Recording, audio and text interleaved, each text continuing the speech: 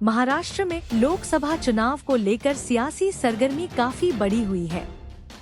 कांग्रेस ने लोकसभा चुनाव 2024 को लेकर मुंबई नॉर्थ लोकसभा सीट से कांग्रेस का उम्मीदवार भूषण पाटिल को बनाया है।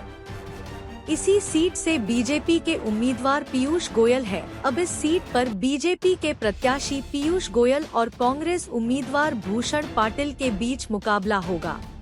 नक्कीच आम्ही उमेदवारी अर्ज दाखल केलेला आहे। आदित्य साहेबांना पालघरला जायचं असल्या कारणाने आम्ही ते पहिल्यांदा केलं होतं। रॅली तिकडनं निघाली आहे। माझ्यासोबत परब साहेब आहेत, प्रभू साहेब आहेत, आमचे राष्ट्रवादीचे सुद्धा पदाधिकारी आहेत आणि सगळी प्रोसेस कंप्लीट झाली आहे। सोबत आपण पाहत असाल सगळेच मुंबईकर आणि संपूर्ण महाराष्ट्र काल देखील हातकणंगले आणि कोल्हापूरमध्ये महाविकास आघाडीच्या सभेला उद्धव साहेबांच्या सभेला आपण पाहत होता काय जनतेचा रिस्पॉन्स आहे।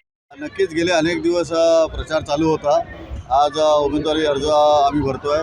एखादा जेव्हा लढाईला सुरुवात करतो त्यावेळेला थोडंसं दडपण असतं, परंतु उद्धव साहेबांचा विश्वास आणि महाविकास आघाडीच्या सर्व नेत्यांनी पदाधिकाऱ्यांनी जो माझ्यावरती विश्वास दाखवला त्या विश्वासाला पात्र असं काम नक्कीच माझ्या माध्यमातून होईल आणि नक्कीच चांगल्या पद्धतीने ही निवडणूक आम्ही लढवू।